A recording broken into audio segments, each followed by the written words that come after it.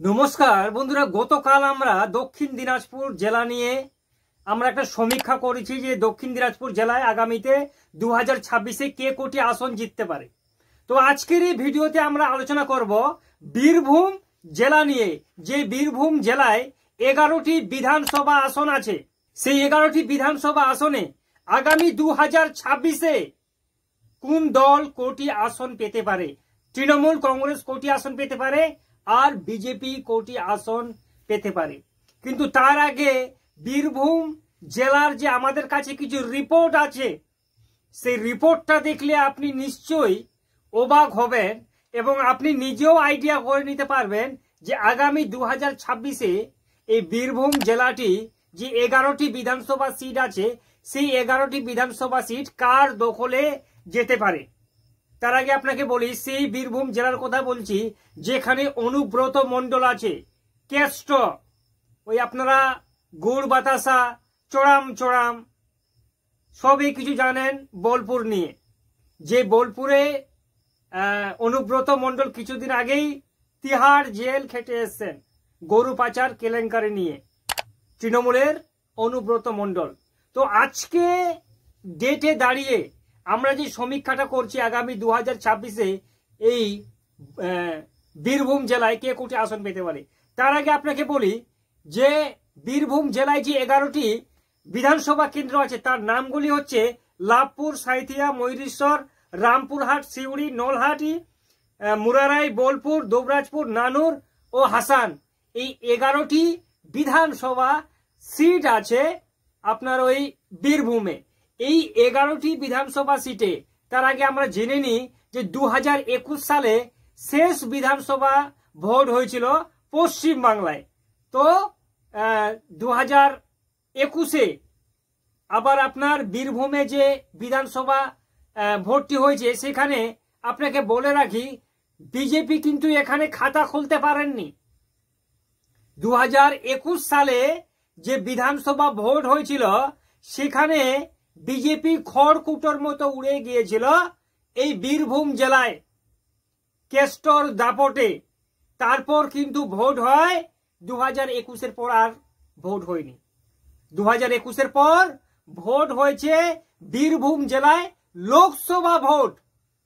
তো আমরা এই লোকসভা ভোটটা নিয়ে একটু জানবো যে এই বীরভূম জেলায় কে এগিয়ে ছিল। এই যে 2024-এ লোকসভা ভোট হলো, সেই লোকসভা ভোটে এই যে 11খানা বিধানসভা সিট আছে এগুলোতে তো ভোট হয়েছিল। তো এই বিধানসভা সিটগুলো রিসেন্ট 2024-এ কার দখলে, তাহলে আপনাকে বলে রাখি প্রথমে এই বীরভূম জেলায় 2টি লোকসভা সিট আছে, একটি হচ্ছে বোলপুর আর একটি হচ্ছে বীরভূম। তো বীরভূম জেলায় শতাব্দী রায়, আপনারা সবাই জানেন যে শতাব্দী রায় এখান থেকে প্রতিদ্বন্দ্বিতা করেছিল তৃণমূল কংগ্রেসের, আর ফলস্বরূপ শতাব্দী রায় এখানে 1,97,650 ভোটের ব্যবধানে এই বোলপুর জেলায় প্রতিটা বিধানসভা আসন তিনি কিন্তু জয়ী হয়ে আছেন। তার মানে বোলপুর এই বীরভূম লোকসভাটি গোটাই কিন্তু এখনো তৃণমূলের দখলে আছে। এবার এই বীরভূমে আরো কিন্তু একটি লোকসভা সিট আছে যেটি হচ্ছে আপনার বোলপুর। তো বোলপুরে তৃণমূল কংগ্রেসের আরো রেজাল্ট ভালো। এই লোকসভা আসনটিতে 7টা যে বিধানসভা সিট আছে 7টাই এটাও কিন্তু তৃণমূলের দখলে।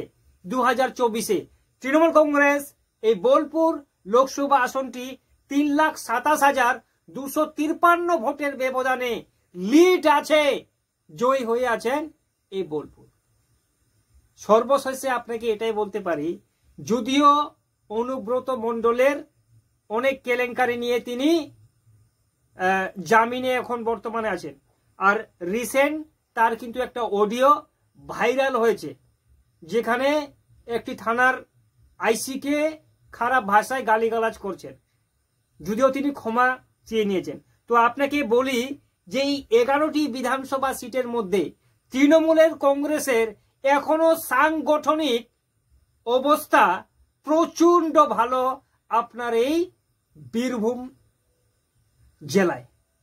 আগামীতে তৃণমূল কংগ্রেস এই বীরভূম জেলায় খাতা খুলতে পারবেন না।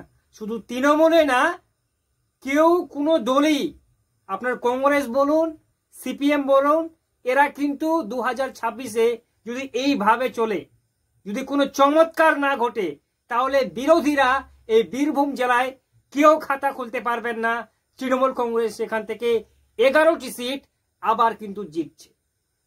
কোনো ডাউট থাকলে আপনারা কমেন্ট করুন, আপনার প্রশ্নের উত্তর সেই কমেন্টে অবশ্যই দেওয়ার চেষ্টা করব।